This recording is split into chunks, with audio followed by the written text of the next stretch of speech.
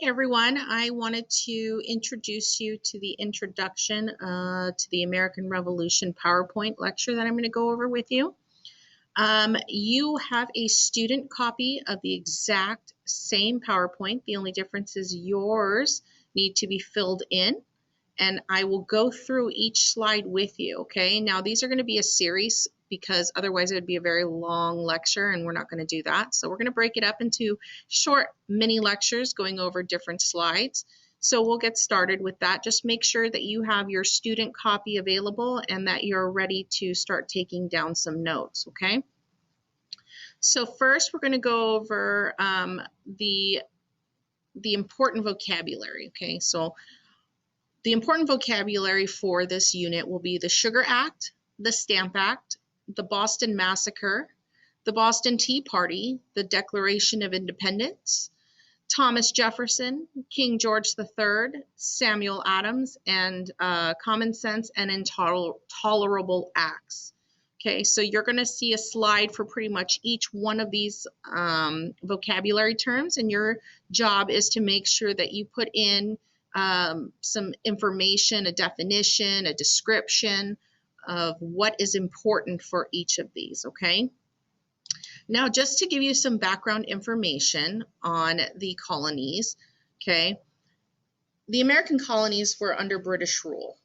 So they were under British rule for over 100 years before the revolution was even going to be a topic. Okay, American colonies were much less rigid than England. They were pretty much left alone to do whatever they wanted as long as they were loyal to the crown and produced for Britain.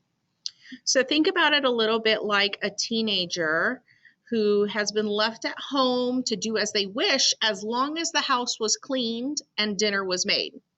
So this made a pretty easy relationship with Great Britain, okay? Basically, we provided for them as colonists, and they protected the colonies. Now, Americans also, if you think about it during that time, we like to call them Americans, and they called themselves Americans, but they were colonists, had some form of British descent, meaning their customs, values, and government were influenced heavily from Great Britain, as many of them had left Great Britain to venture out into the New World. There was many of them that were born in Great Britain or visited England, as well as had family connections there. So just keep that in mind as you're moving forward.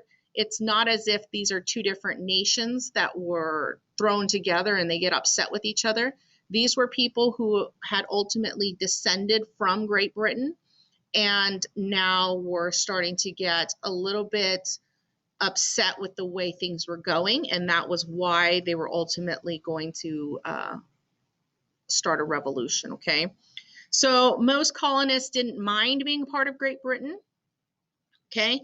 Here's the thing is that you had families and friends and neighbors who ultimately didn't agree with each other. Some wanted to remain loyal to Britain and some wanted independence.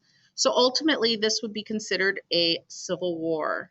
Okay, even if they were loyal to Great Britain, but they may have not felt that the taxes and the laws were fair, but they still loved their king. They still felt loyalty to the crown, and they would later become known as loyalists. Okay, so this was going to tear apart some family and friendships. And as you can imagine, different points of views, different political opinions, and what they were willing to die for was going to vary. Okay. Now, the background between all of this was that Great Britain was in a large amount of debt, and that had to do with several wars. But the most costly war at this point was the 7 Years' War, also known as the French and Indian War. So this was fought on two fronts. One side was fought in Europe and the other in the Americas. Okay, Britain borrowed a lot of money to fight this war, and they used the excuse that they fought this war to protect colonists and their own interests, obviously, in the Americas, but they were protecting the colonists from the natives and the French. And they needed to raise some money to help cover these costs. And they thought, who better to pay for it than the people they protected, which were the colonists? Well, the colonists didn't think that was a great idea and honestly didn't want to part with any of their money with these new laws. Now, Additionally, some other laws were put in place to prevent colonists from venturing out of protected areas. They didn't want to start any more wars. The British wanted us to stay, or I'm sorry, when I say us, the colonists, they wanted the colonists to stay in the protected areas and the borders that they set up. So they set up a border using the Land Proclamation of 1763. And it's basically a mountain range. The Appalachian Mountains run from the south almost all the way down to the coast, all the way up the east coast to Maine, okay?